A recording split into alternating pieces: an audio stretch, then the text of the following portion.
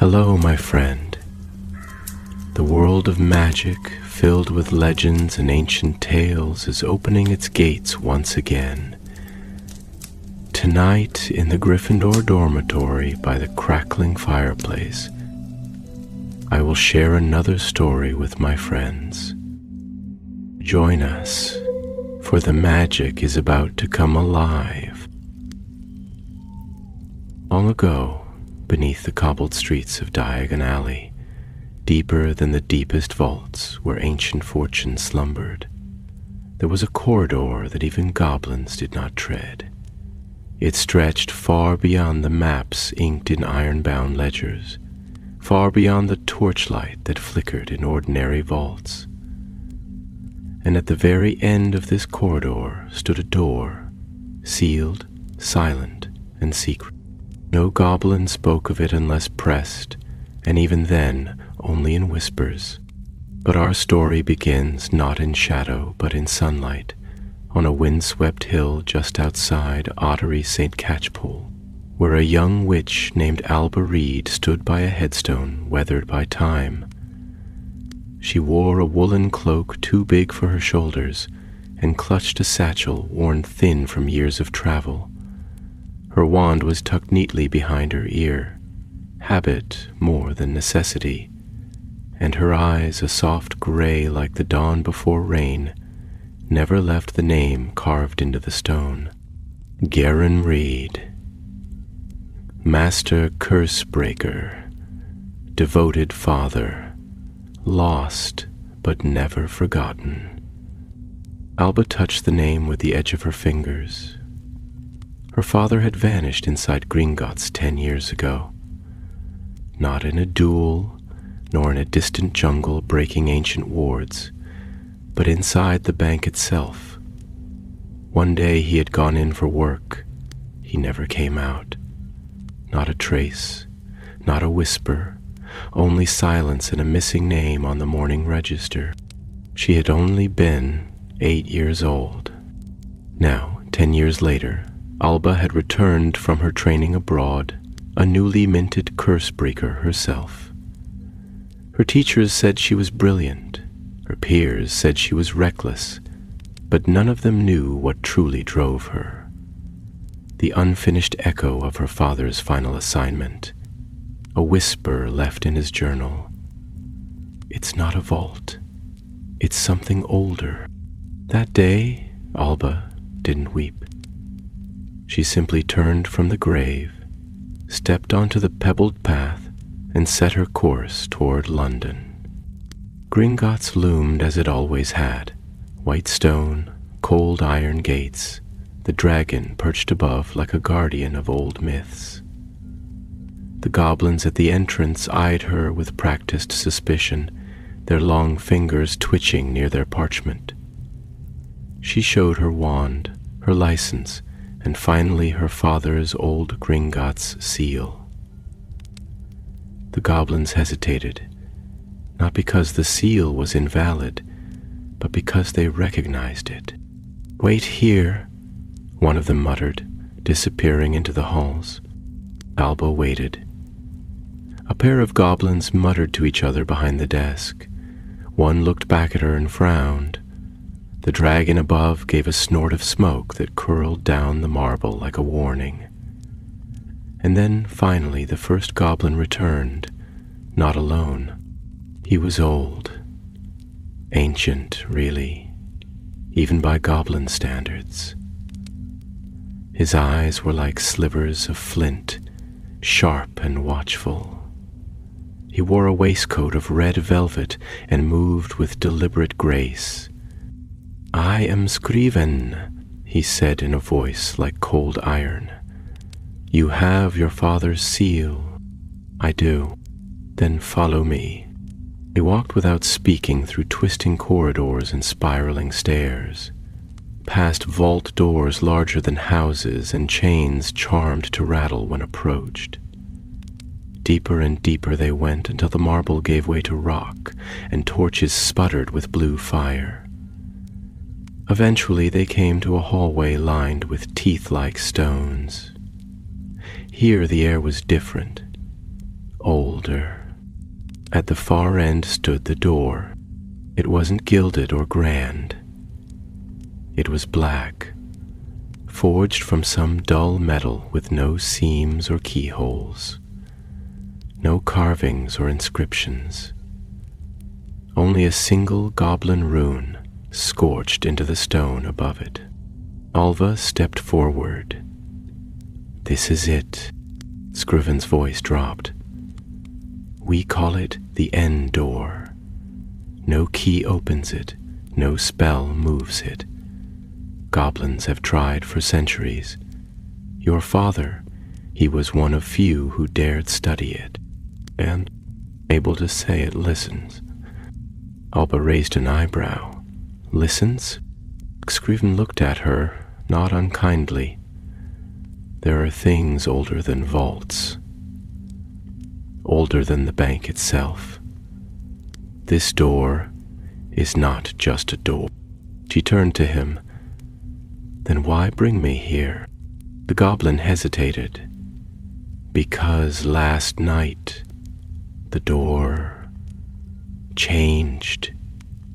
For the first time in over 1,000 years. The rune above it glowed." Alp's breath caught, and Scriven added, handing her a faded envelope sealed in blue wax, "Because this arrived by owl an hour later. It bears your father's mark." Alba tore it open with trembling hands. The parchment inside was scorched at the edges, as if it had survived fire. Only one line had been written, in her father's unmistakable hand. "You found the key. Now find the truth. Follow the coin." There was no coin in the envelope, only a pressed indent where one had been. Alba turned to the door again, and though she told herself it was just her nerves, just the cold, just the moment, she swore she heard something move behind it. A shuffle, a sigh, almost a whisper. Scriven spoke again.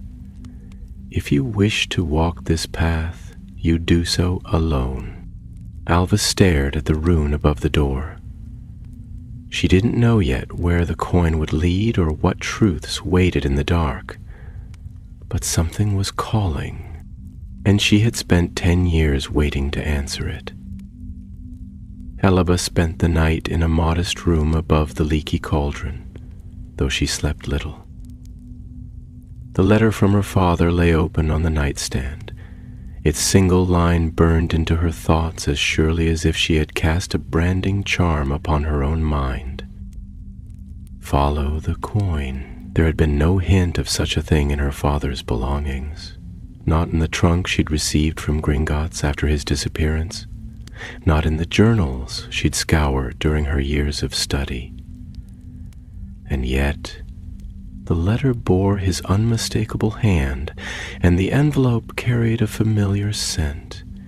Wood smoke and dragon leather, the sort only a fire-charmed satchel could give. By morning she'd made up her mind. She would return to Gringotts, not just to see the door again, but to speak with Scriven properly. She had questions.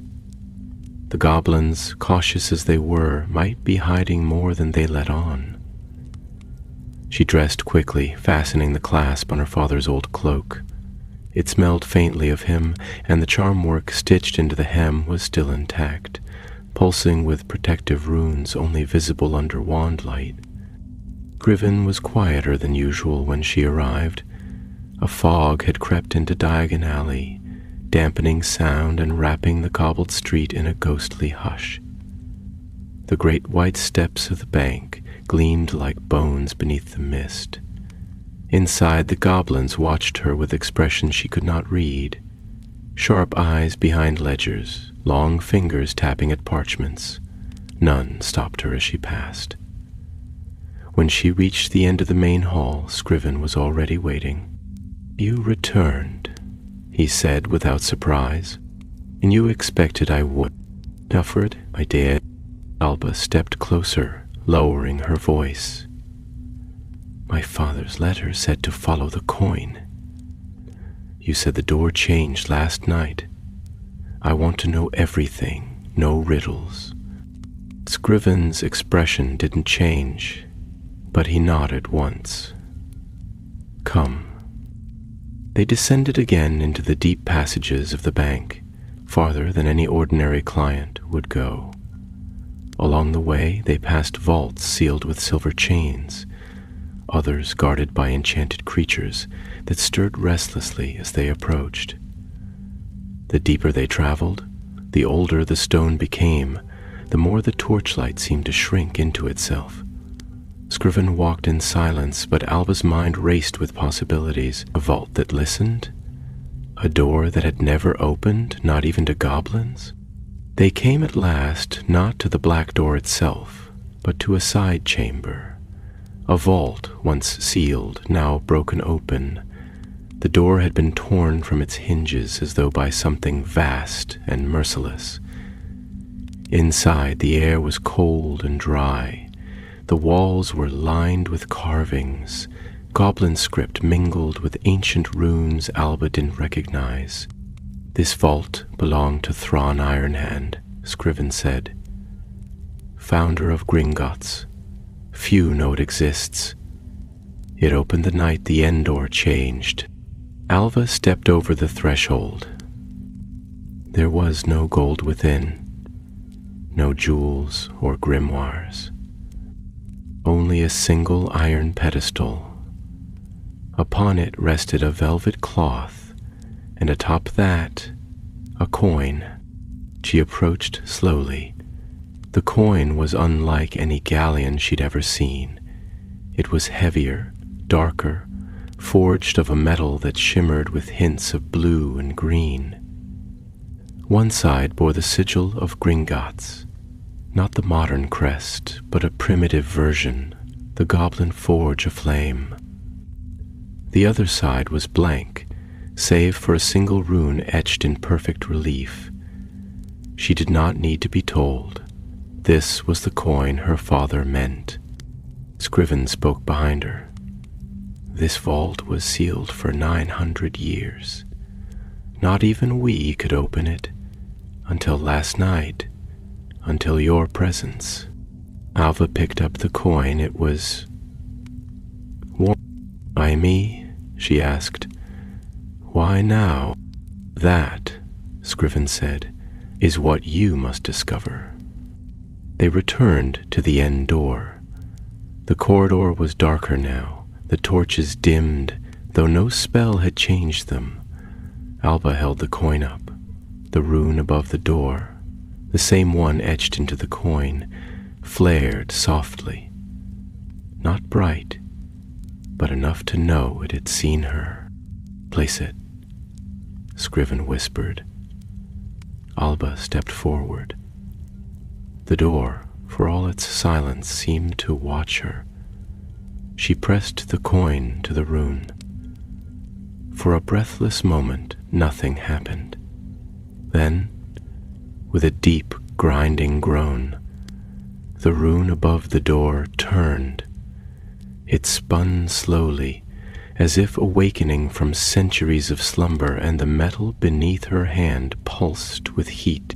The door didn't open. Instead, the stone floor before it sank inward, revealing a narrow, spiral stair descending into darkness. Scriven inhaled sharply. That was not here before. Alba stared into the abyss. Her heart thudded loud enough to echo. I'm going down. You'll need help, Scriven said. The bank cannot sanction this, but there are those who owe me. He handed her a small copper bell inscribed with old goblin script. Bring this when you reach the third landing. Someone will come. A thief? He said grimly. But a useful one. Alba descended alone, the stair curling like the spine of some buried beast. The air grew colder with each step. At the third landing, the space widened into a narrow chamber where ancient vault markers had been scratched into the walls, some in blood, others in rust. She rang the bell. A long pause followed. Then from the shadows emerged a thin, wiry man with eyes like polished buttons and a grin that showed a suspicious number of silver teeth. "Tobin Latch," he said, sweeping off a cap that had seen better decades. "You must be Reed's girl. I knew your dad. Clever hands. Too clever, if you ask me. So, what's the job?" Alba held up the coin. "We're going to open the door at the end of the corridor." Tobin's grin vanished. "You're serious? You're ending the day." "I am." He scratched his chin. "Then I suppose I'd best pack light. That door's older than curses. Whatever's behind it doesn't want to be found." Alva looked down the next flight of stairs. "Then it's about to be very disappointed." They stepped into the dark together, and behind them, the stairs sealed shut with the sound of stone sliding into place. The coin, still warm in her hand, pulsed once more. Something was waiting. The air grew thicker the deeper they descended, not merely with dust and the smell of old stone, but with something else, something heavier, older, as though time itself had grown sluggish in these depths. Alba held her wand aloft, the tip glowing faintly. Beside her, Tobin Latch moved with surprising quietness for one who had once, by his own admission, been caught trying to steal from the Minister of Magic's own carriage. He was smaller than she'd expected, wiry rather than slight, his face lined with the careless ease of a man used to slipping through shadows. "Do you know what this place is?" she asked quietly as their footsteps echoed down the narrow corridor. "I know what it was supposed to be," Tobin muttered, his voice low. "A vault that predates the founding of GRINGOTTS itself, back when goblins still wore war paint and wizards thought dragons made good pets. But I never believed it was real." "It's real," Alba said, glancing down at the coin now strung on a loop of dragonhead cord around her neck. The rune still glowed, a steady, pulsing light that offered no heat. The corridor led them to a chamber that opened wide and circular, ringed with 7 doors, each fashioned from a different material: oak, obsidian, bone, brass, ice, iron, and one of pure light. Each bore symbols too ancient for even Alva to name, though some bore resemblance to runes she'd studied in curse-breaking texts from the Carpathian vaults. Tobin whistled low. 7 vaults. No goblin ledger ever mentioned these. "They weren't meant to be known," Alba said, her gaze lingering on the door of ice. Frost clung to its surface despite the lack of chill in the air, and tiny cracks crawled outward from its center like spider webs. The coin pulsed again, brighter this time, and the light shone toward the door of iron. Without hesitation, Alba approached it. There was no handle, no keyhole, just the same rune from the end door etched into its center. She pressed the coin to it. This time, the response was instant. The rune flared, the iron door shuddered, and with a heavy, grinding sound it parted down the middle. A blast of hot air rushed out, thick with the scent of oil and smoke. Inside lay a passage lit by forges, though no fire burned in them. Instead, the light came from veins of molten metal running through the walls and floor, pulsing like blood beneath skin.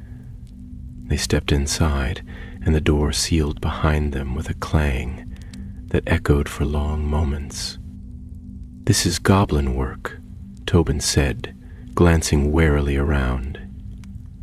"But not modern. This is..." primal. Forge magic, the kind they say was lost after the uprising. Alba didn't reply. Her eyes were fixed on the walls. Among the veins of glowing metal, she began to notice shapes, sketched figures in the stone, too faint to see at first. They depicted goblins and wizards standing side by side, forging something together. A crown, a chain, a great door. The passage ended in a platform that overlooked a vast cavern. Below, a chasm yawned, and suspended above it was an island of stone held aloft by chains of light that pulsed as if alive. At its center stood a pedestal upon which rested a second coin, larger than the first, and surrounded by a circle of sigils that shimmered with enchantments far beyond Alba's comprehension. "We'll have to cross," she said, searching for a way. "There," Tobin said, pointing to a narrow bridge that had blended into the rock wall, its edge hidden in shadow. "But if you're expecting me to walk across that thing without a charm or two, you're mad." Alba cast Lumos Maxima, and light burst from her wand, revealing the bridge's full span. It was narrow but intact, made from a single sheet of steel engraved with the same runes as the coin. With care they stepped onto it, Alba first, Tobin behind, their feet echoing with each step. Halfway across, a sound rose from the chasm below, a slow, rhythmic clinking, like chains brushing stone. Then came a low growl, so deep it made the bridge vibrate. Tobin swore. "That's not the bridge making that noise." Alba didn't answer. She had stopped moving. From beneath the floating island, a shape began to emerge. Massive, serpentine, covered in scales that shimmered like obsidian. A head rose from the chasm, crowned with twisted horns, its eyes glowing like bank vault lanterns, deep gold, ancient, and unblinking. "A vault guardian," she whispered. "But it's no golem." The creature watched them. It didn't move to attack, but it also did not retreat. It waited, coiled beneath the coin as though guarding it by ancient oath. "We'll never reach it," Tobin said. "It'll tear us apart before we get halfway there." Alba didn't move. She could feel the coin at her neck growing warmer. She reached up, fingers brushing its surface, and the light from it flared brighter, sending a beam directly toward the guardian. To their surprise, the creature recoiled slightly, its head dipping. "It knows it," she said. "It recognizes the coin." Tobin looked at her as though she were mad. "Then hold it high and pray it doesn't change its mind." They advanced, slowly, carefully, Alba holding the coin aloft. The guardian remained where it was, golden eyes watching. When they reached the island, it let out a long breath that stirred their cloaks and made Alba's heart hammer, but it did not strike. They stepped onto the stone platform.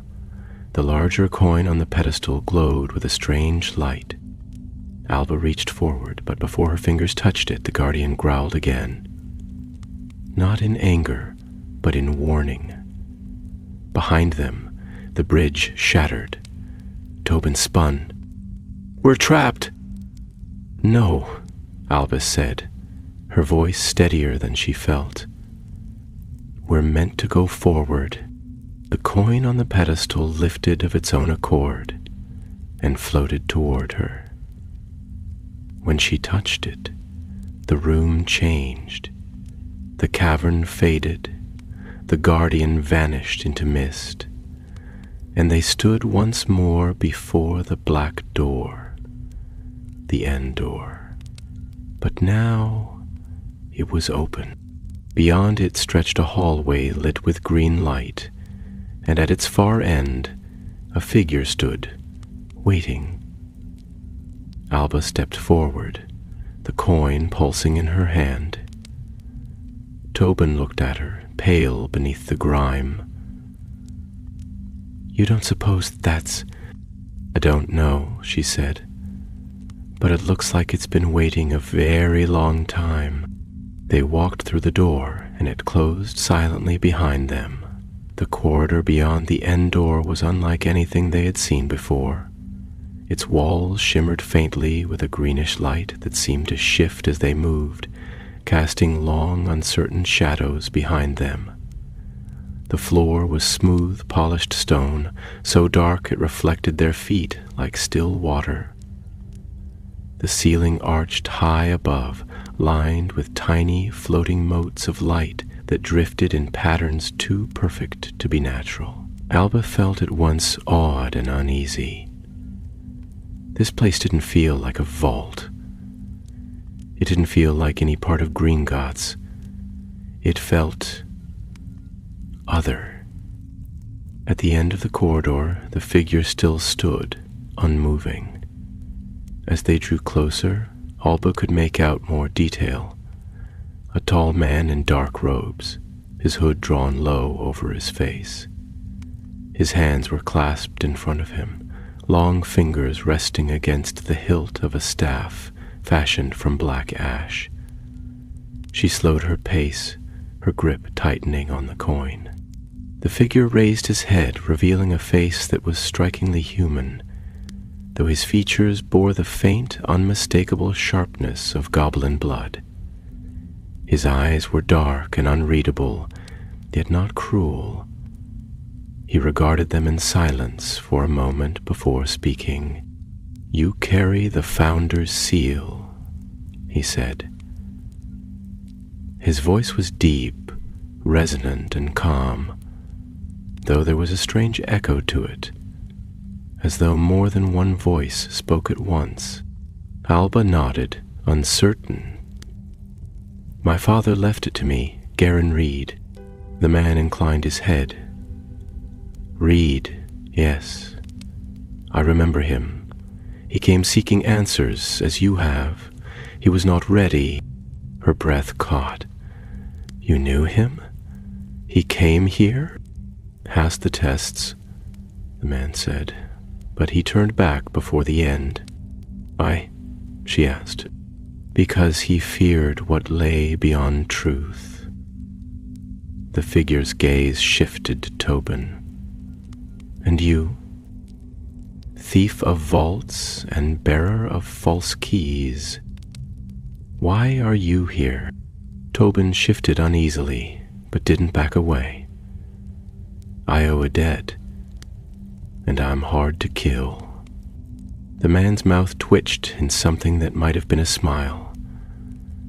"You'll need both." He turned and gestured for them to follow. As he moved, the corridor shifted, opening into a chamber vast and round, its walls covered in mirrors. Each mirror reflected not the chamber, but scenes, flickering memories like ghostly film reels. Alba saw herself as a child, sitting by the fire, her father beside her, tracing runes in the air with his wand. Another showed her in the Hogwarts library, buried in books, her eyes red from sleepless nights. Still another revealed her father in the very same hall, walking beside the hooded figure. "These are memories," she whispered. "Fragments of truth," said the man. "This place remembers all who enter. Every intention, every lie." Tobin stepped wearily past a mirror that showed him as a boy caught in a goblin trap, begging for release. He looked away quickly. "I don't like this place." "It does not care," said the man. "Come." The path is not chosen by feet, but by heart. He led them to a set of stone steps that spiraled downward. As they descended, the mirrors faded, replaced by smooth, lightless stone. Alba felt the coin around her neck thrum with every step, as though it resonated with the place. They reached a small door, unassuming, wooden, and cracked with age. The figure stopped and turned. Beyond this is the trial. Only one may enter. The coin has chosen. Alba felt a chill creep up her spine. What kind of trial? Vault of will, of purpose. This vault was not made to hold treasure. It was made to guard a truth that could unmake pacts older than the ministry itself. She looked at Tobin, who shrugged. I'd offer to go in your place, but I doubt the door would let me. With a slow breath, Alba stepped forward and opened the door. The space inside was bare but vast, its floor a circle of etched runes that pulsed beneath her feet. At the far side stood a plinth, and upon it an open book, its pages blank. The moment she stepped fully inside, the door vanished behind her. A voice echoed through the chamber, not aloud, but within her mind. Why do you seek what was hidden? She swallowed. To know what my father sought. To understand why he disappeared. Would you risk peace for truth? Break oaths sealed in blood and flame? Yes, she said, though her voice trembled. If the truth was buried to protect a lie. The book stirred, its pages flipping. Words began to appear, glowing faintly. The Pact of Silence, forged in Gringott's founding year, a covenant between goblins and wizards. One side offered vaults and security, the other offered protection and law. But the terms were not equal. The goblins surrendered something, a secret. Alba read the lines as they formed, her breath quickening. Would you give up safety, wealth, and legacy to reveal this? The voice asked. I would, she said, and meant it. The book closed with a sound like thunder. A beam of light struck the coin around her neck, and for a moment, everything went white. When she came to, she stood once more in the mirror chamber. Tobin rushed to her side, but stopped short when he saw her expression. You all right? She looked at her hands. The coin was gone. In its place, ink had coiled around her palm, forming a sigil, the same rune from the coin. I know what they hid, she whispered. I know what the vault protects. The hooded figure watched her solemnly. Then you are changed. You cannot return to the world above as you were. Alba nodded slowly. She didn't yet know how, but she understood now. Her father hadn't vanished. He had chosen to stay silent, to protect the truth, but now that truth was hers to carry. The world above would not be ready. The silence that followed Alba's declaration was not the kind born of awkwardness or fear, but something heavier, like the moment after lightning strikes, and the world holds its breath to see where the fire will catch. The hooded figure gave no answer, nor did he need to. His stillness was reply enough. Alba touched her palm where the rune still glowed faintly, though it no longer burned. Tobin hovered near her shoulder, peering at the mark as though it might leap off and bite him. What did you see? He asked at last, his voice low. I saw what the goblins gave up, she replied slowly, the weight of the knowledge pressing down upon her. When they built Gringotts, they didn't just offer their skills or gold. They sealed away something of their own, a kind of magic older than wandcraft. They locked it in that vault and swore never to use it again, not without the consent of both their kind and ours. Tobin raised an eyebrow. Sounds noble, if a bit mad. It wasn't a gesture of trust, she said. It was a bargain made under pressure. The wizarding side threatened to refuse them status, to outlaw goblin banking altogether. So the goblins sealed their magic and hid the memory of it. And over the centuries, the pact became legend, then myth, then forgotten. And now? Tobin glanced around the chamber warily. You're saying the truth, what they locked away, is back? No, Alba said, shaking her head. I'm saying I carry the key to unlocking it, and there are those who will want to stop that at any cost. Scriven was waiting for them when they returned to the upper vault levels. He said nothing at first, only studied Alba's face with an intensity that made her wonder how much he already knew. When she showed him the mark on her palm, his eyes narrowed. So the vault chose you, he said. Then the silence is broken. It doesn't have to be, Alba replied. But it will be sooner or later. People will come looking for the coin, for what it opens. The coin is gone, said Tobin, but Scriven shook his head. The coin was never the key.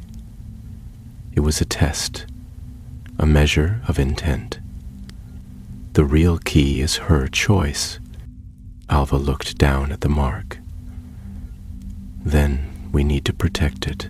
There are records, documents, maybe memories, still hidden in the bank. My father believed the vault was just one piece of a larger truth.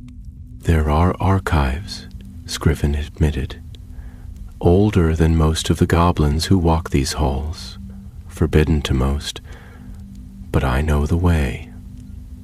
Alva stepped forward. Then take us there. Scriven led them through back corridors seldom used, narrow staircases carved in angles too sharp for comfort, and passages where the walls themselves whispered with old magic. They emerged at last before a door fashioned not of wood or metal, but of layered stone, fitted so precisely it appeared part of the wall itself. The Hall of Echoes, Scriven said. Every Gringott's oath, treaty, and forbidden clause is preserved here. But it is not a place entered lightly. Once inside, you are seen not only by the records, but by those who made them. Some are not entirely departed. The door opened at his touch, revealing a long hall lit by floating candles, their flames blue and silent. Shelves lined the chamber in tall spirals, each one inscribed with goblin runes and wizard script, a mingling of languages that had not shared the same parchment for centuries. Alba felt the hum of protective enchantments, ancient and restless. The air was filled with murmurs, soft, drifting words and dozens of voices, none louder than the others, as though the hall itself breathed memory. They searched through the shelves under Scriven's guidance, locating scrolls and sealed volumes bound in skin that felt unnervingly warm. It was Tobin who found the ledger. Tucked in the back of a forgotten alcove, it bore no title, only a single rune etched into its leather cover, the same as Alba's mark. She opened it with care. Within were names, dates, and signatures. But these were not records of vaults. They were records of silences. Each entry a wizard or goblin who had learned of the buried magic and sworn to guard its secret. Dozens of names spanning centuries, and near the bottom, one written in a hand Alba knew by heart. Garin Reed. She traced her father's name with trembling fingers. "Was chosen too," she whispered. "But he didn't pass it on. He kept it buried." Scriven leaned closer. He believed the time was not right, that the balance between our worlds was too fragile. "It still is," said Tobin. "If this gets out, the Ministry will panic. The goblin clans will demand retribution, and the press." Merlin's beard. "The press." Alva closed the ledger gently. "Then we keep it hidden. For now. But I need to understand what this magic is, what it does. If there's even the chance that it could change the relationship between goblins and wizards, we have to be ready." "There is someone who might know," said Scriven after a long pause. "An elder who lives far from here. He once served as keeper of the old vaults before the Ministry pressured us to dissolve the position. He remembers things others have chosen to forget." "Where is he?" Alboy asked. Scriven's face darkened. "Beneath the lake of glass, in the abandoned vaults of the northern branch. It is a place sealed even to goblins. We haven't sent anyone there in over 50 years. Then it's time someone went back," said Alva. Tobin groaned. Why is it never a cozy library or a friendly ghost? But he didn't argue further. They spent the night in a guarded chamber deep within the bank, surrounded by protections old and tested. Alba dreamed of her father, of a conversation they had never had, but one she felt in her bones. He stood in a field of firelight, the rune on his palm glowing like hers. "You found the truth," he said, voice soft. "What do I do with it?" she asked. "You carry it, until the world is ready." When she woke, the mark on her hand was still warm, and the path ahead, though dark, had never been clearer. The lake of glass lay far to the north, beyond the reaches of Diagon Alley and the bustle of wizarding London, hidden in the crook of the fen moorlands where the land turned to mirror-bright wetlands, and the sky seemed always on the verge of weeping. Few wizards traveled there, and fewer still returned with stories worth repeating. The northern branch of GRINGOTTS had once operated beneath the lake, built during the height of the Goblin-Wizard Accords, but after the Goblin Dispute of 1782 it had been shuttered, its vaults sealed with enchantments no one had dared disturb since. Alba, Tobin, and Scriven traveled by night, under the guise of routine magical transport, using a GRINGOTTS-approved portkey in the form of a rusted lantern. The journey spat them out on the edge of the moor, where a crooked sign, half sunk in bog water, marked the path to the lake. The wind howled low over the marshes, carrying with it the sharp scent of salt and earth. All around them the reeds whispered like voices just out of reach. They trudged through ankle-deep water and tangled roots until the mist gave way to the edge of the lake. It stretched wide and still, perfectly smooth, its surface reflecting the moonlight with such clarity that it looked like a great sheet of enchanted silver. Beneath it, obscured by depth and enchantment, lay the forgotten vaults. "There," Scriven said, pointing toward a cluster of stone pillars that jutted out of the water like broken teeth. "The entrance is among those ruins, but the path will not reveal itself unless the vault recognizes your right to enter." Alba stepped forward. The rune on her palm began to tinkle. As she approached the edge of the lake, the water before her began to shift, not ripple or splash, but peel back like cloth, folding into itself to reveal a descending staircase of luminous stone. With each step, The air grew colder, the lake above them remaining unnaturally still, as though suspended in time.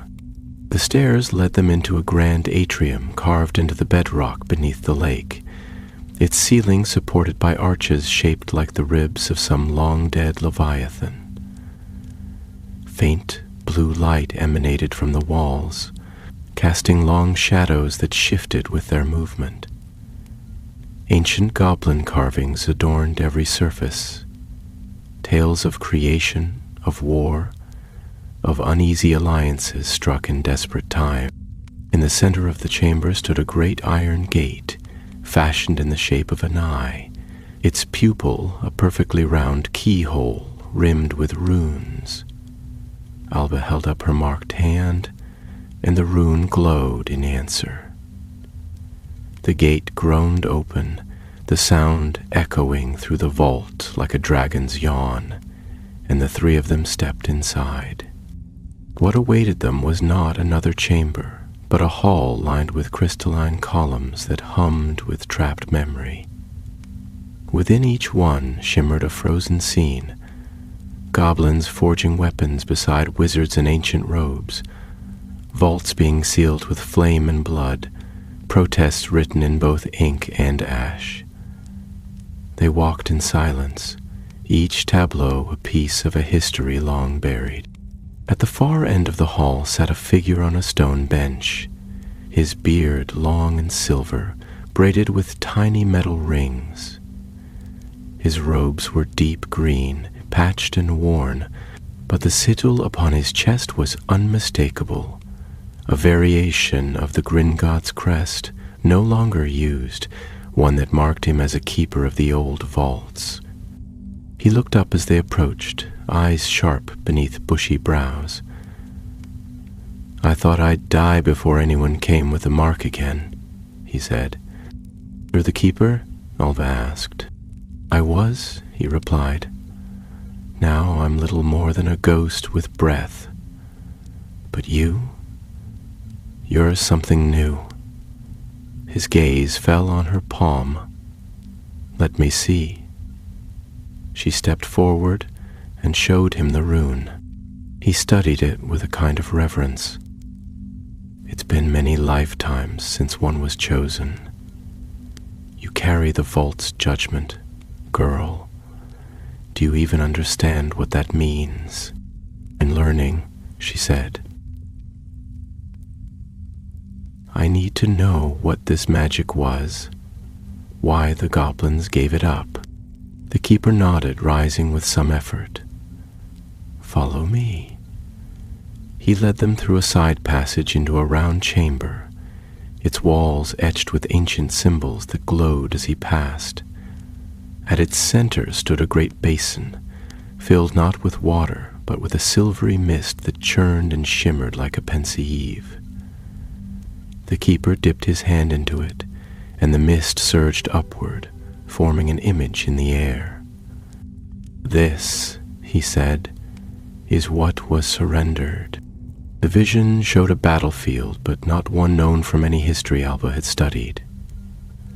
Goblins and wizards fought side by side against a dark force that moved like living smoke, its touch warping magic, its voice a keening wail that bent minds. The goblins fought with enchanted blades and weapons infused not with spell work, but with a different power, something older, elemental, almost song-like in its resonance. "The goblins called it Tharmak," the keeper said. "A magic drawn from the deep earth, not learned through incantation, but felt. It allowed them to shape metal, silence curses, even bend enchantments without wands. But it was too different, too dangerous to those who didn't understand it. So the wizards demanded it be locked away," Alba said. "No," the keeper replied. "The goblins did. Voluntarily, because they saw what came next. The wizards feared what they could not control, and conflict was inevitable. So Tharmak was buried. Not just the practice, but the memory. a sacrifice made to preserve the peace. Alva's chest tightened. But now I've seen it, and that memory lives in me. The keeper turned to her. Then the vaults have judged the time ripe for change. But be warned, what was hidden for peace will not return quietly. There are those in both worlds who will fight to keep it buried. She thought of the ministry of the goblin elders who had refused to speak of the Endor, of the silence her father had taken to his grave. "What must I do?" she asked. The keeper looked grave. "You must decide who deserves the truth, and who must be protected from it. For the mark is not just a key. It is a torch, and with it you walk a path where shadows gather. Behind them the crystal columns flickered, and the images within seemed to turn, watching.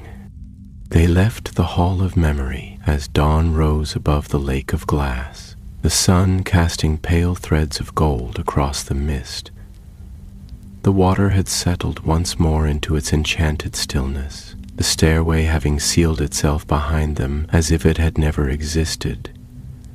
Alba said little as they crossed the moor, her thoughts weighed down by the images the keeper had shown them. Tobin, uncharacteristically quiet, trudged beside her with his hands shoved deep into his cloak pockets, while Scriven kept to himself, walking ahead with the sure steps of one who had seen too many secrets and trusted too few with them.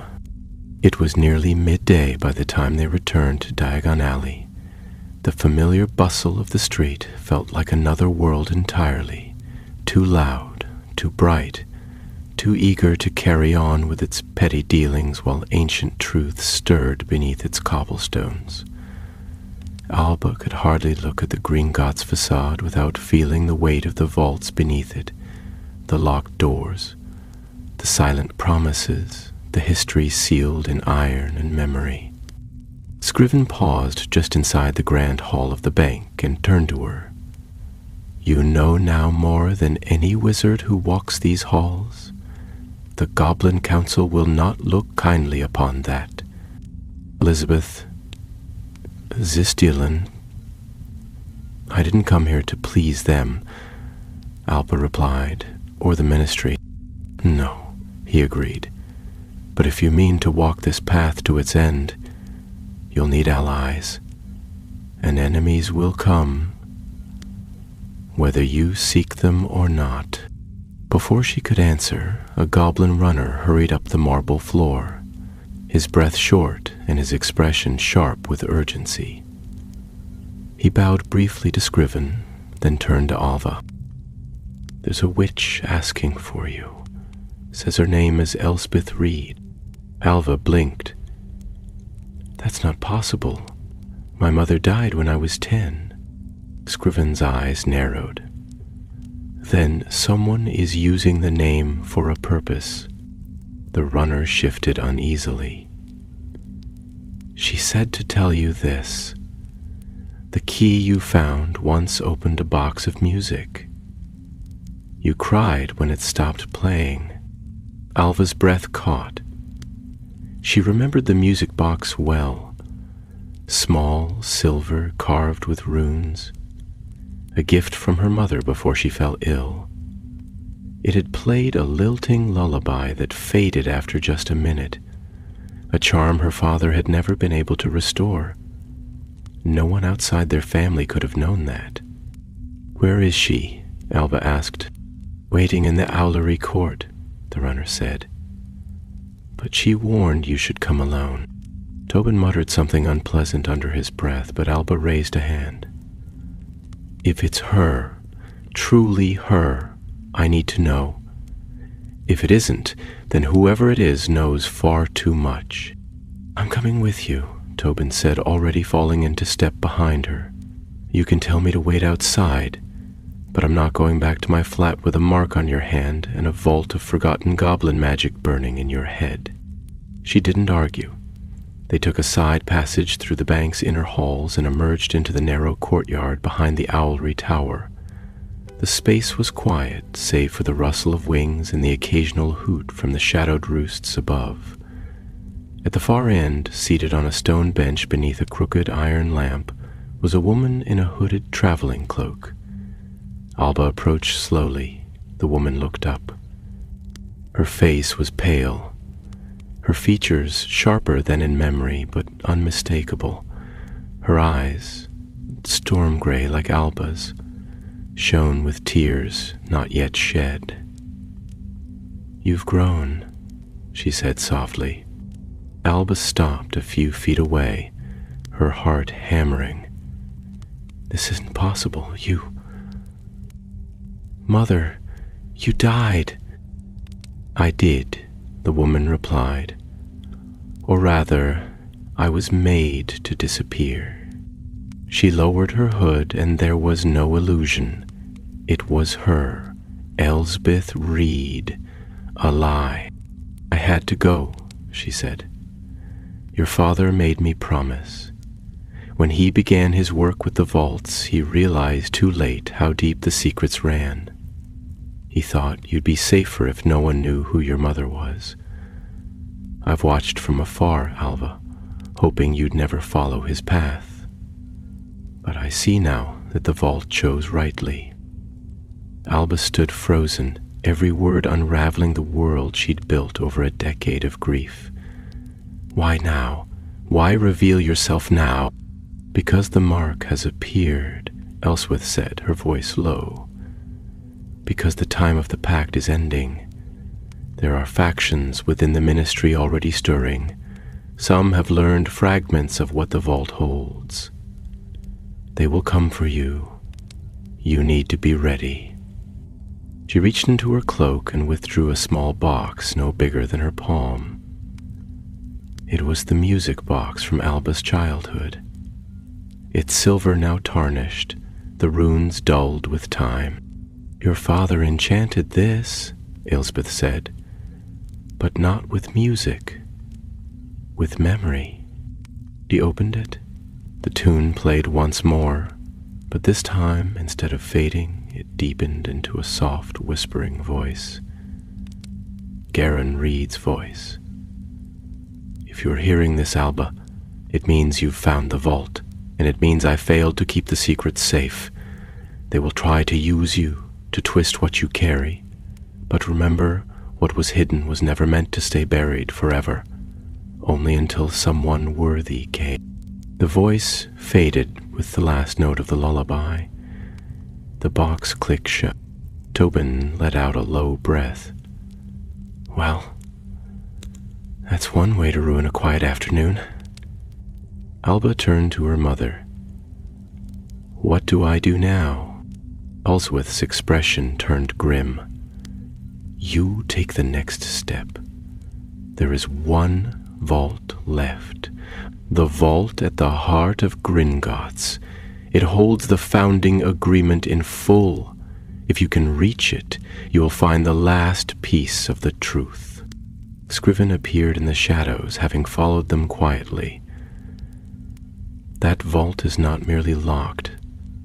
It's buried beneath the main pillar of the bank. No one has reached it since Gringotts himself walked these halls." "Then we dig," Alba said, "because the truth deserves to be heard, even if it was hidden by founders, protected by oaths, and buried beneath dragonfire." And though none of them said it, they all knew the time for secrets was swiftly running out. Gringotts by night was a different creature altogether. The marble gleamed like bone under moonlight, and the grand banking hall, emptied of customers and the rhythmic scratching of quills, felt like the nave of some ancient cathedral. The goblin clerks had gone to their quarters, and the vault guards had retreated to their posts below. Only the soft clinks of enchanted lanterns and the distant rumbles of subterranean carts disturbed the stillness. Alba stood beneath the great central dome, her eyes fixed on the floor. It was a vast circle of inlaid stone, pale gold and black, forming the GRINGOTTS crest in precise detail. But there was more than craftsmanship in the design. Beneath the stone, deep within the heart of the bank, lay the founder's vault. It was not spoken of openly, not even among the oldest goblins. Some believed it had been destroyed centuries ago. Others claimed it had never existed at all. But Alba knew better. The vault did exist, and it held the true record of the pact, the complete bargain struck when goblins and wizards first agreed to share power, however unequally.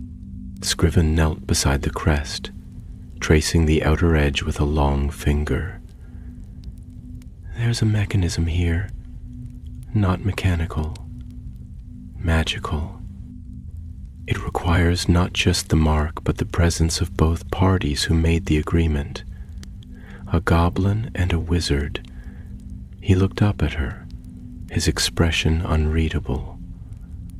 The vault will not open to one alone. Alva stepped forward and extended her marked palm. The rune began to glow, slowly at first, then stronger, until its light bathed the stone beneath her in golden warmth. Scriven placed his own hand beside hers. For a moment nothing happened. Then, with a low hum, the crest shimmered and began to shift. The central circle receded, the stone spiraling inward like the eye of a storm. A gust of cool air rose from the opening it revealed, a spiral staircase carved into the living rock, ancient and untouched. "No light," Scriven warned as Tobin reached for his wand. This stair was designed before wand magic was used to illuminate. It will react poor. So they descended in darkness. The only light, the faint shimmer of Alba's mark, casting just enough glow to keep from stumbling.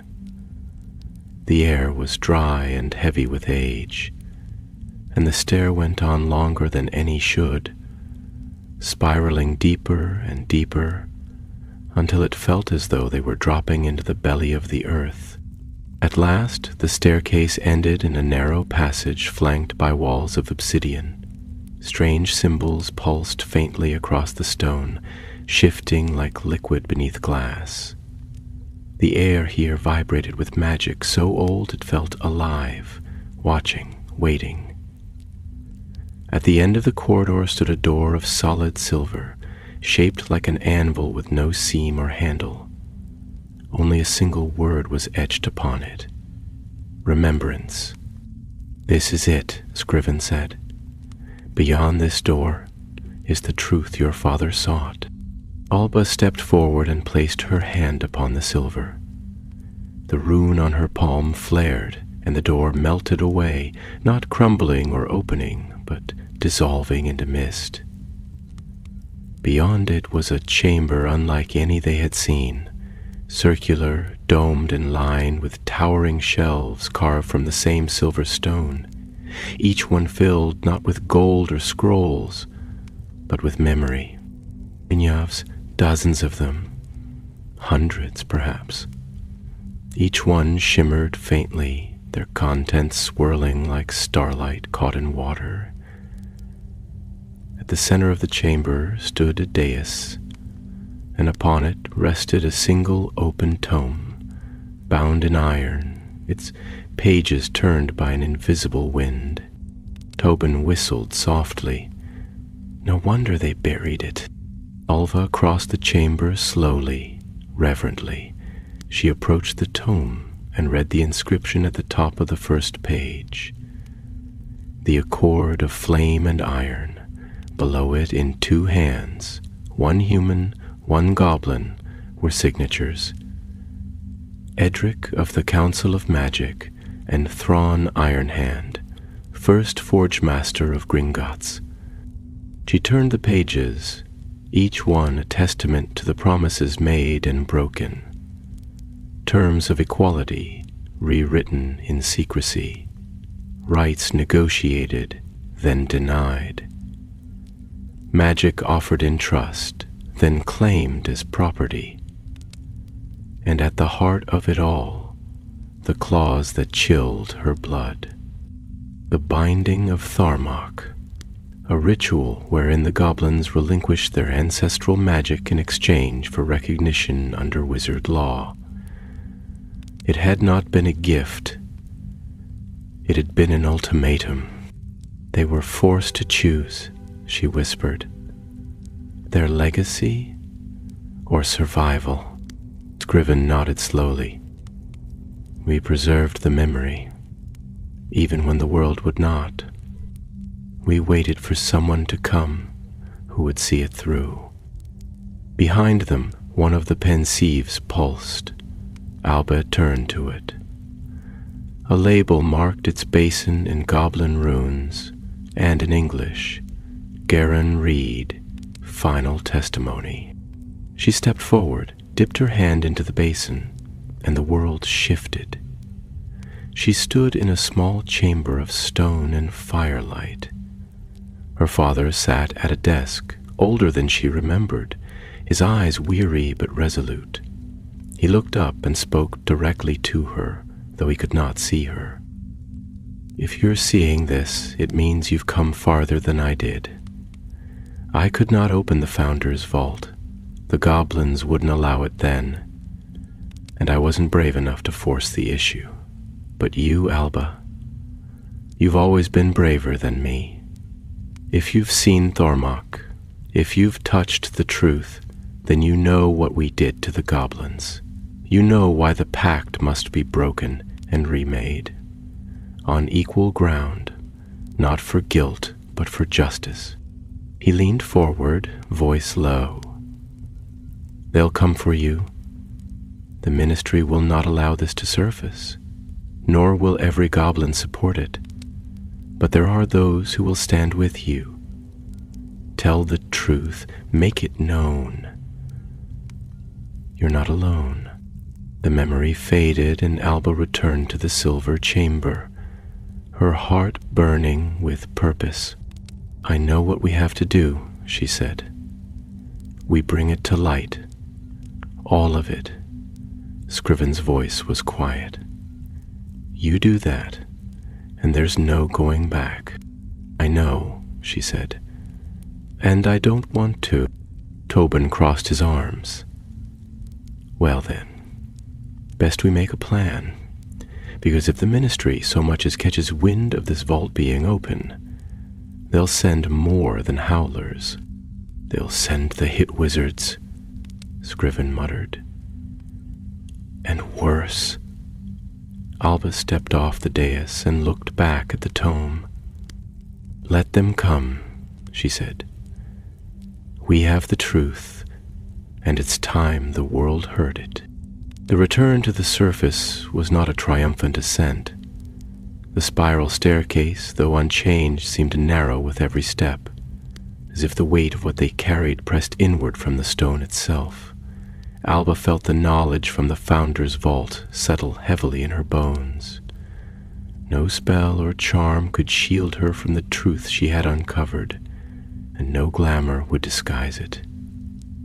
Her father's voice lingered in her ears like an echo from a dream too vivid to forget. She carried his words with her now, not as a burden, but as a torch lit in the dark. When they emerged once more into the quiet marble expanse of Gringotts' inner halls, Scriven moved ahead with a quick, purposeful stride. He did not speak, but his steps betrayed the urgency of thought. Tobin remained close to Alba, his usual smirk absent, his sharp eyes flicking from shadow to shadow with the wary tension of a fox who knows the hunters have entered the wood. The first sign came as they crossed into the main gallery, a rustle of movement, a sudden stillness. Goblins who had moments before been hunched over ledgers and vault manifests now stood upright, silent, their eyes trained upon Alba with expressions that were not hostile, but unreadable. One among them, A broad-shouldered goblin with dark braids and silver rings in his ears stepped forward. "The council requests your presence," he said in a voice like turned stone. At once, Scriven's face darkened. "They know." Alba nodded. "Then let's face them.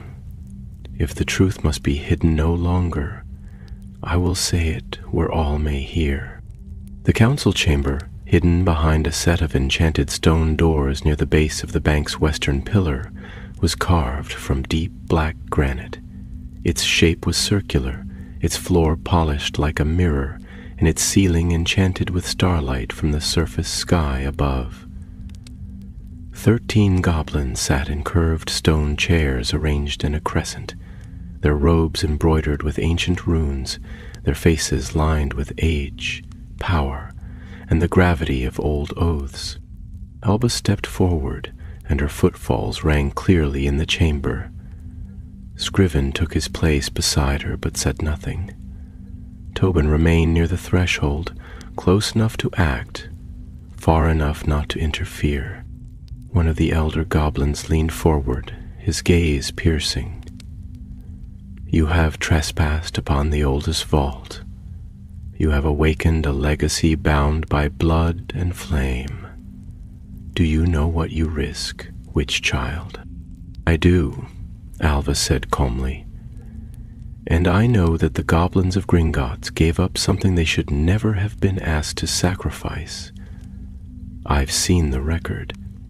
I've read the accord." Another elder, narrow-eyed, his voice like a dry wind, spoke next. "And do you understand what happens if this truth spreads? The ministry will deny it. They will call it forgery, rebellion. They will send their enforcers. Their silence is not gentle." "I know," she replied. "But the truth does not vanish because it is buried. It waits, and now it is awake."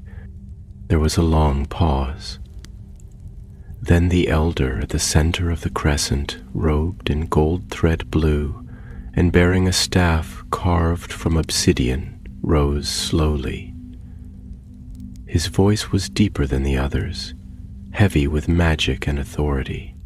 "We have waited many years," he said, "for the mark to appear again. When Garen Reed came, he chose silence. Now, his daughter returns with fire in her eyes." He stepped down from the dais and stopped before her. "What would you ask of us?" "I ask for your aid," Alva said. "Not in war, but in truth. Share the record. Stand beside me when I show the wizarding world what was taken from you. Let them see what has been hidden. Let them know the strength you gave up in trust, not weakness." The council did not answer at once. One by one, the elders turned inward, speaking in a tongue older than English, older than even the runes inscribed in Gringotts' foundations. Their voices wove a tapestry of intent, question, and memory. Alba stood still, her head held high, the mark on her palm glowing with steady warmth. At last the blue-robed elder turned to her once more. "We cannot promise the whole of Gringotts. There are factions within our kind who will oppose you. Some will call you a thief of secrets. Others will call you a herald of change. But you have our voice. 3 of the council will stand with you when you speak." Scriven exhaled slowly. "That will be enough." Alba bowed her head, not in deference, but in thanks. "Then we prepare." They left the council chamber in silence, but the moment they passed beyond its threshold, Scriven turned sharply. "You must not remain in the city. The ministry has eyes in every mirror. Already they may know you've entered the Founder's vault." "Then we'll go to the press first," Albus said. "The Prophet won't take it. They're too tightly leashed. but the quibbler might. Tobin raised an eyebrow. You want to tell the world through the one paper everyone thinks is mad? Exactly, she replied. They'll print it because no one else will. And when it's out there, when people see the signatures, the record, the memory of my father, they won't be able to silence it all. They spent the next day preparing copies of the Accord. Scriven produced enchanted duplicates of the most damning pages, sealed with goblin oath charms to prevent forgery. Alba included a recording of her father's pensieve memory, encoded in a portable crystal orb. By nightfall, she and Tobin had slipped from the bank under cover of enchantments, the documents secured in a warded satchel. They reached Xenophilius Lovegood's home by the following evening. The man welcomed them in with a sort of distracted curiosity, offered them tea laced with something vaguely purple, and listened with growing wonder as Alba laid the documents before him.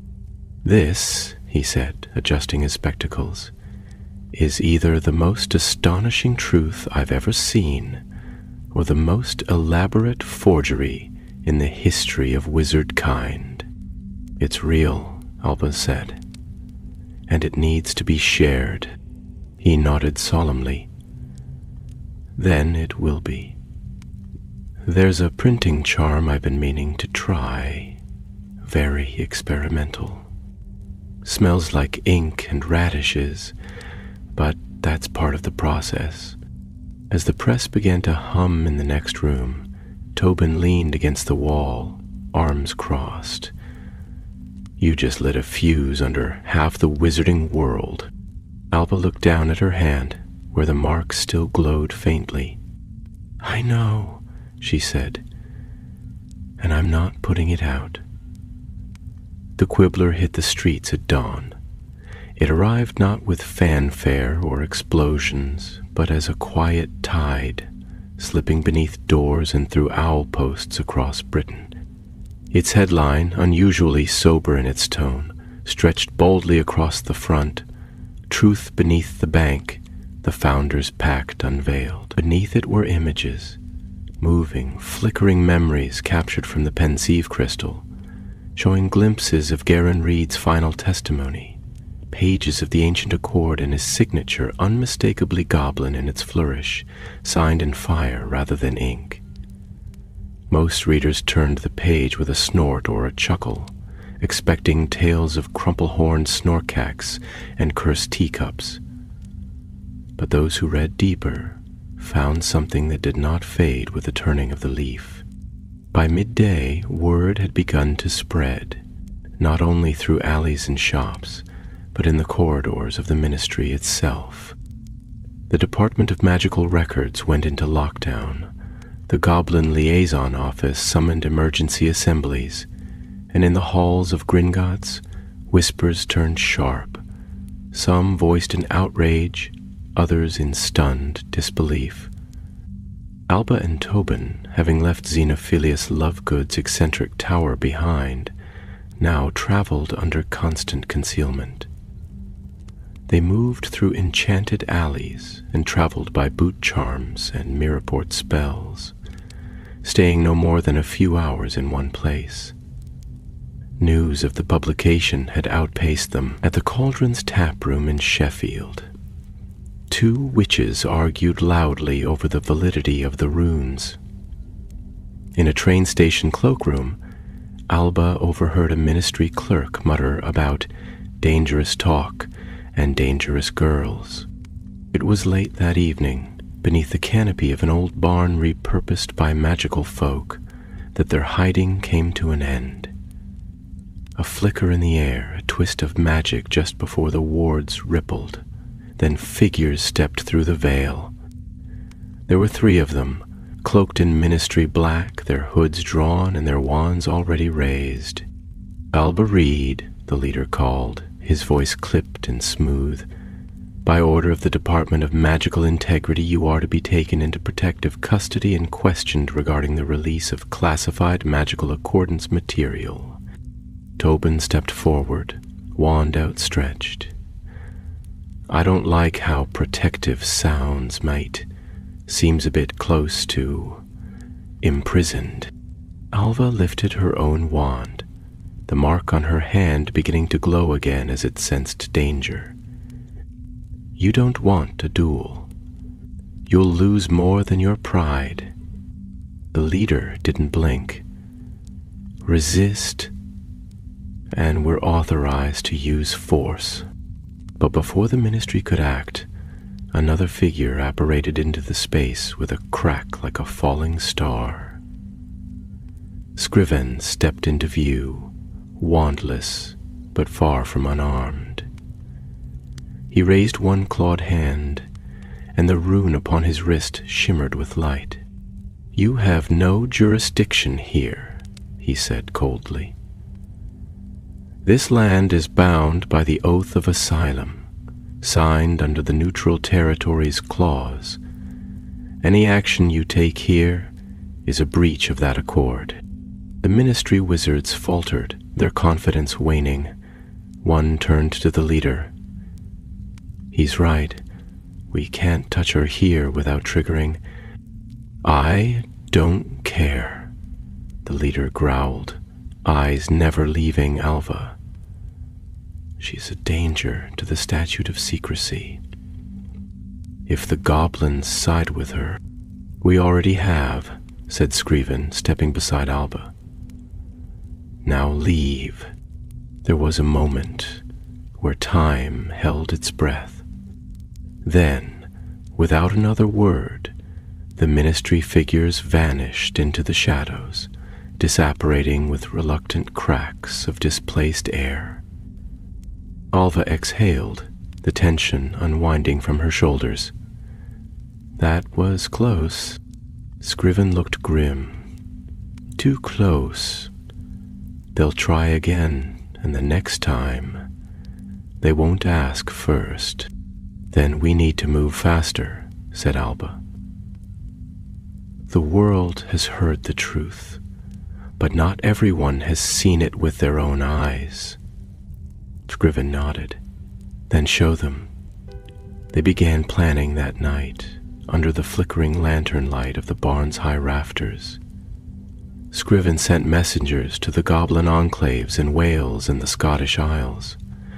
Alba penned letters to professors she trusted at Hogwarts, Flitwick, who had always believed in intermagical understanding, and Professor Spindlehurst, a lesser-known historian with a deep interest in goblin lore. They would host a gathering, a true convergence, beneath the halls of GRINGOTTS itself, if they could reach the Chamber of Accord. But the chamber was not simply locked away. It was hidden beyond the dragon pits, sealed behind wards written in both Tharmok and Old Wizard script. No key existed in either world that could open it alone. It would require the invocation of Tharmok, drawn from the mark itself and shaped with purpose, not power. Tobin, looking over the sketches of the chamber layout, frowned. "So let me get this straight. You want to sneak past a nesting dragon, break into a chamber sealed by ancient elemental magic, and then host a political summit beneath the nose of the ministry?" "Yes," Olive said, smiling faintly. "Exactly that." He rubbed his temples. "Why can't I ever befriend someone normal?" By dawn, the plan was complete. They would use the lesser vault carriages, old transport rails that hadn't been used in a century, to slip past the main defenses. From there, Scriven would disable the primary warding lines, allowing Alba to channel the mark and open the path to the Chamber of Accord. It would be dangerous, reckless, nearly impossible, but it would be enough. As they gathered their supplies, readying for the descent once more, Alba paused. She looked down at her hand. The rune pulsed in time with her heartbeat. "This is what he died for," she whispered. "Not gold, not legacy, a future made equal." Scriven placed a clawed hand on her shoulder. Then let's see it born. The path to the chamber lay waiting in the dark. The old vault rails hadn't seen a cart in generations. The tracks were rusted in places, overgrown with lichen that shimmered faintly under torchlight, and the air was damp with the smell of ancient dust and slow drifting time. Yet the magic that powered the rails, old as it was, still stirred when cold. At Scriven's touch, a cart clattered free from its berth, quivering on the tracks as though eager to remember its purpose. Alva stepped into the cart first, heart pounding beneath her cloak. Tobin followed with a muttered charm to silence the wheel's worst squeals. Scriven took the rear, one clawed hand resting lightly on the runic panel as he whispered directions to the rail. With a sudden lurch, the cart shot forward into the dark. They sped downward, deeper than Alba had ever gone within the bank. Far below the customer vaults and the grand halls, past the newer security enchantments and enchanted guardians, deeper still into GRINGOTTS' forgotten foundations. The tunnels grew narrow and strange, twisting like veins in a buried beast. The air turned colder, and the rails began to shimmer with residual tharmok, a trail of long, dormant magic humming once more beneath their passage. At last the cart began to slow, its momentum shuddering to a halt before a cavern unlike any they had seen. The rock here was dark and shot through with threads of silver that pulsed faintly with life. Before them loomed an archway wrought of raw metal and root-bound stone, bound together by enchantments so old they trembled at the edges of sight. It stood like the mouth of a great beast, closed but listening. "This is the Dragon Gate," Scriven said. "Not named for the beast beyond, but for the ward it holds. Once opened, it cannot be closed, unless the chamber is sealed again by pact." Alba stepped forward, her mark pulsed, casting a golden light across the arch. The runes carved into the stones stirred one by one like waking eyes. She placed her palm against the center. The metal shuddered. With a sound like distant thunder, the archway melted inward, revealing a long bridge of obsidian that led to the final vault, the Chamber of Accord. And curled across the bridge, slumbering with one eye half open, was a dragon. It was not the great albino from the upper levels, but a smaller, older creature, black-scaled, silver-eyed, with wings folded like cloaks of shadow. Its breath rumbled softly, curling steam from its nostrils. "We can't stun it," Tobin whispered. "Not without bringing half the mountain down." "We don't need to," said Alba. She stepped forward slowly, her hand raised, the mark glowing brighter with every step. The dragon lifted its head, and for one terrible moment, Alva thought it might rise and burn them to ash. But then its eyes locked on the light in her palm, and the beast bowed. Not low, not submissively, but in recognition, like an old guardian acknowledging a rightful heir. With slow, careful steps, they crossed the bridge. The dragon did not move again, only watched. The far side of the cavern opened into the chamber itself, a wide circular space, its floor shaped from a single piece of polished stone, the ceiling high above glittering with embedded crystals that formed the shape of ancient constellations. In the center stood a great stone table, empty but for one thing, a single book, closed and bound in dark leather, its clasp formed from interlocking goblin and wizard sigils. Scriven stepped forward and ran his fingers along the edge of the table. "The record of a chord," he said. "The true record, not the one presented to the public or filed in the ministry's archives. Every change, every signature, every betrayal." Alba placed her hand on the book. The clasp clicked open. The pages turned on their own, revealing the final amendment. Never ratified, never shown. A clause that would have allowed for the reintroduction of Tharmok in joint magical study, the establishment of a school for goblins and wizards alike. It had been signed by the goblin founders, but not by a single wizard representative. Their names had been removed. Only the blank space remained, like an accusation written in ink. "They intended to," Alba said, "but they were stopped. Something prevented it." "That," said Scriven, "is what the chamber was meant to preserve, so it could never be forgotten." A soft chime rang through the chamber, and the air rippled.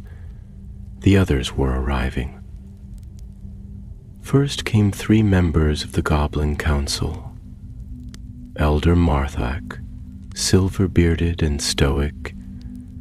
Elder Varn, tall and sharp-eyed. And Elder Egrun, youngest of the triad, who wore an expression of grim expectation. Behind them came those Alba had called. Professor Flitwick, small and bright-eyed beneath his formal robes. Spindlehurst, thin and owl-like, clutching a sheaf of notes. And Xenophilius, who had brought a camera enchanted to store memory in pure light. They gathered around the table. No one spoke at first. Then Alba stepped forward. "This is the record," she said. "This is what was hidden. The pact was never completed. The balance was never equal, but it can be." Flitwick stepped closer and placed one hand on the table. "If we sign now," he said, "it becomes law. The chamber itself will bear witness." Spindlehurst nodded. "And if the ministry objects, we show them the chamber. Let them deny the truth in the face of the Accord's original terms. Then we sign," said Martak. "Let it be done." One by one, they added their names. The table glowed with each signature, the clasp sealing again with a sound like a closing gate. The crystals in the ceiling shone brighter, and the dragon outside gave a long, deep exhale, as though some great tension had been lifted from the stone itself. Alba stood last. Her quill hovered above the parchment. Then she wrote her name, Alba Reed, beneath her father's. A pulse of light spread outward, and the mark on her palm faded into a shimmer, then disappeared. Not erased, but fulfilled. Outside the chamber, Gringotts would stir. The ministry would come, questions would be asked, demands made, threats whispered. But the pact was written, signed, and sealed. And the world had changed. The storm broke before morning, not from the skies, but within the marble halls of the Ministry of Magic, where parchment burned with frantic memos and fireplaces flared green with urgent arrivals. News of the Chamber of Accord spread faster than wildfire, passed through enchanted mirrors, encoded owls, and magical wireless broadcasts. The prophet scrambled to reclaim authority, publishing a front-page denial before midday and an emergency revision by sunset. But it was too late. The Quibbler's account had already been verified by too many. Professors, goblin elders, even a former minister of magic offered a statement of cautious support. The truth, long buried in vaults of stone and silence, had broken through. Alva stood once more in the banking hall of Gringotts. The chamber was filled with a low hum, not magical but human. Voices raised in debate, wonder, even hope. Wizards and goblins moved side by side, not in perfect unity, but no longer pretending each other invisible. Some stared openly at her, others whispered as she passed. She did not flinch. The weight of the mark no longer burned upon her hand, but she still felt it, like a scar carried not in flesh but in memory. Tobin leaned beside a pillar, his arms crossed and a crooked grin playing at the corner of his mouth. "I always thought you'd blow something up. Never imagined you'd rewrite wizarding law with a book and a dragon."